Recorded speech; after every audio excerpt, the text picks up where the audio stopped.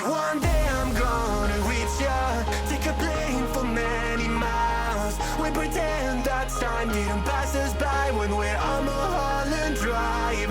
I know it won't be long before dawn. Gotta be patient for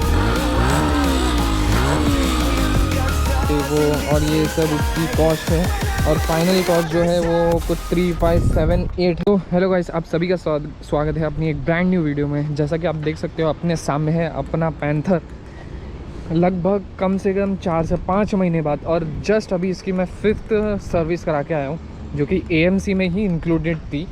और मैं क्या बताऊँ यार ये इस बाइक के बारे में, इस बाइक के बारे में जितने भी ओपिनियंस मेरे थे, जैसे कि थोड़े बहुत नेगेटिव्स थे कि पावर नहीं है और उतना स्टेबल नहीं चलती है एंड ऑल दैट, वो आगे अभी बात करते हैं हम। तो सबसे पहले बात करते हैं कि जस्ट अभी इसकी सर्विस मैंने करा के लाया, सर्विस कॉस्ट जो मुझे पड़ी है, और काम भी इसमें बहुत सारा हुआ है तो काम भी आगे बताता हूँ मैं।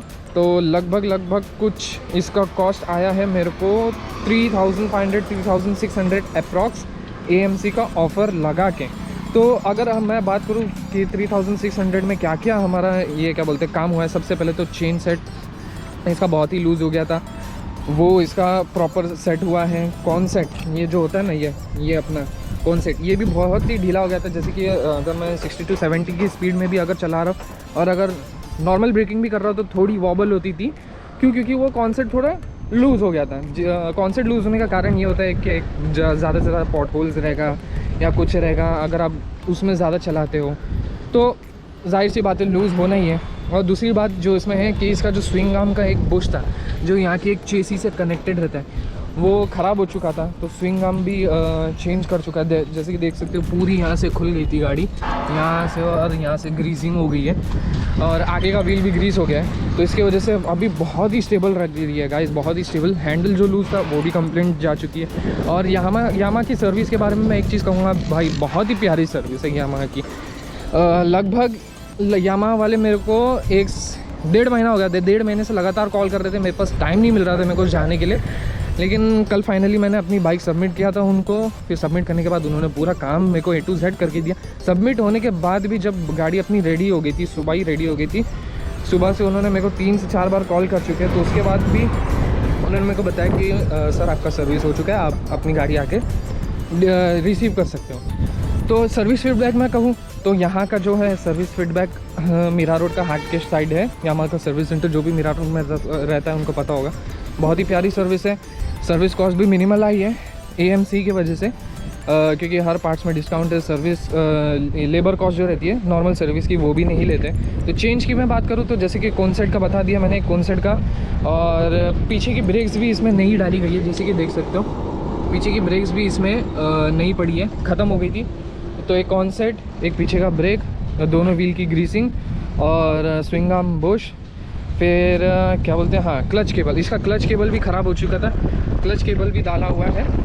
तो टोटल ऑल ओवर मिला के मेरा 3500 कुछ आया है। अगर मैं आपको बिल भी दिखा देता हूँ तो यहाँ पे आप देख सकते हो कि क्या क्या चेंज हुआ है, बेयरिंग, कॉलर, ये वो, और ये सब उसकी कॉस्ट है। और फाइनल कॉस्ट जो है वो कुछ 3578 है। तो अभी एक मेरी AMC की सर्विस बाकी है। तो उन्होंने कहा कि एक सर्विस आपकी AMC की और बाकी है, जब सर्विस का टाइम आ गया हम आपको इन्फॉर्म कर देंगे। तो अगर प्रॉपर पूरी सर्विस के बाद के अगर मैं बात करूँ कि ये कैसी चल रही है भाई, बहुत ही स्टेबल चल रही है। और पिकअप तो भाई क्या इतना मज़ा आ रहा है ना, मैं कहूँगा कि 150cc सेगमेंट में जो दूसरी बाइक्स आती है, जैसे कि अपनी ये हो गई अपाची हो गई, दूसरी कंपनी की बाइक्स, उसको ये आराम से टक्कर दे देगी पावर में भी। क्योंकि स्टार्टिंग में जब ये लॉन्च हुई थी तो BS6 मॉडल है, जैसे कि आप देख सकते हो वर्जन 3.0 है। तो BS6 मॉडल में स्टार्टिंग में मुझे उतनी पावर नहीं लगती, लेकिन जैसे ही आप चलाते जाओगे व्हीकल थोड़ी पुरानी होगी तो उसकी पावर पूरी खुल के बाहर आएगी। तो 80-90 तक तो ये बहुत ही फास्ट जाती है, 150cc की सेगमेंट के हिसाब से बहुत ही फास्ट जाती है। जैसे कि 12.4 PS पावर है, 13.3 Nm टॉर्क है इसमें।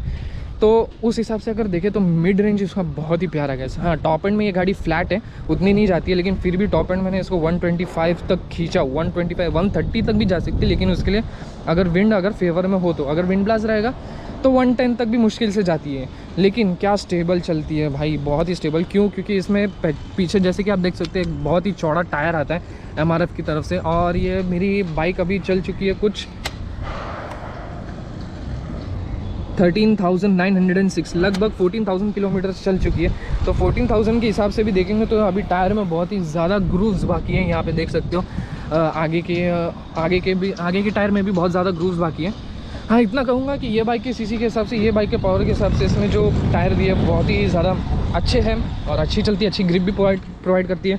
और मैं कहूँ कि जो 6-7 महीने से मैंने इसकी सर्विस भी स्किप कर दिया था। उसके बाद मेरे को यामाहा वाले ने कॉल करते गए, इन्फॉर्म करते गए। तो उस बीच में दौरान में मैंने इसको बहुत ही रफ़ चलाया हूँ, मतलब एक हाथ में नहीं गया, मल्टीपल हैंड्स में ये बाइक थी। और मैंने इसको लोनावाला में भी लेके गया, पहाड़ों में भी चलाया हूँ इसको। और अगर पहाड़ों की फीडबैक करूँ तो हाँ, पहाड़ों में इसका पावर लैग करता है। हालांकि मैं पिलियन के साथ था, सिंगल सीट रहोगे आप तो कोई फ़र्क नहीं पड़ेगा, लेकिन पिलियन के साथ अगर रहोगे और पहाड़ों पे चल रहे हो आप तो पावर लैग फील होती है। लेकिन सिंगल सीट के हिसाब से अगर देखोगे तो बहुत ही अच्छी गाड़ी है। और टूरिंग के हिसाब से भी अगर देखते हो तो बहुत ही प्यारी गाड़ी, आप इससे अच्छा टूर भी कर सकते हो।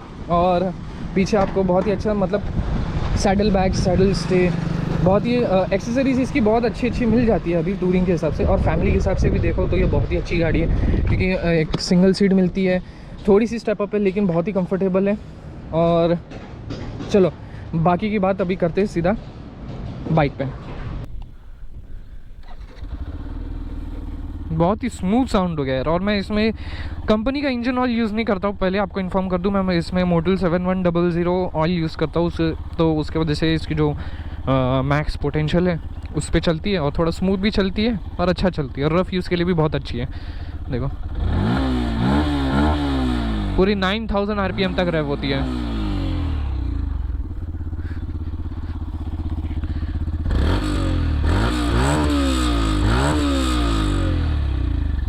तो एक स्ट्रेच आपको बता देता हूँ कि कितनी अच्छी स्ट्रेच हो रही है और कितना फन आ रहा है यार इस पे। तो चलिए एक स्ट्रेच मारते हैं। और हैंडलिंग के पर्सपेक्टिव के हिसाब से भी बात करूँ तो भाई बहुत अच्छा हैंडल हो रही है। और क्लच केबल भी मेरा इसका गया था, तो जिसकी वजह से गियर शिफ्टिंग भी बहुत ही ज़्यादा हार्ड हो गई थी, वो भी सही हो गया है। कॉन्सेट भी टाइट हो गया है, तो उसकी वजह से देखो हैंडल भी इधर उधर नहीं जा रहा है। हाँ, बस इतना था कि कॉन्सेट लूज़ हो गया था तो उसकी आदत पड़ गई थी, लेकिन अभी वैसा नहीं है। तो देखते हैं कितना जाती है कितना नहीं। लॉन्च करते हैं।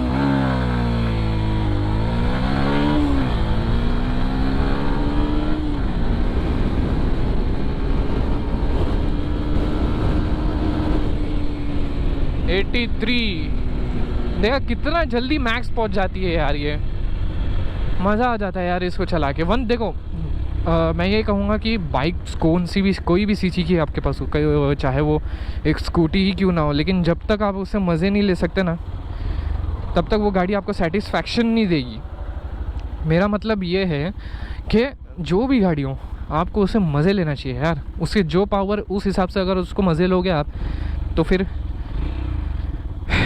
तो वो गाड़ी से कभी आप बोर नहीं होगे। चलो one more time. Perfect shift, perfect shift, perfect shift. 92।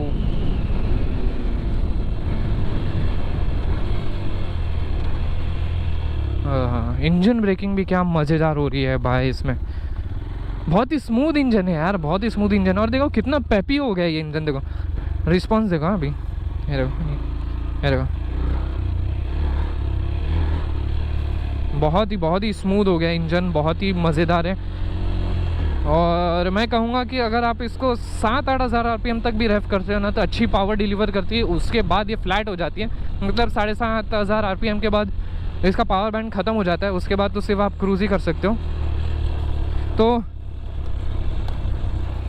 अगर मैं कंक्लूजन पे आऊँ तो भाई अगर आप फैमिली के लिए देख रहे हो, राइड्स के लिए भी देख रहे हो और अगर लंबी राइड्स के लिए भी देख रहे हो तो बहुत ही अच्छी बाइक है।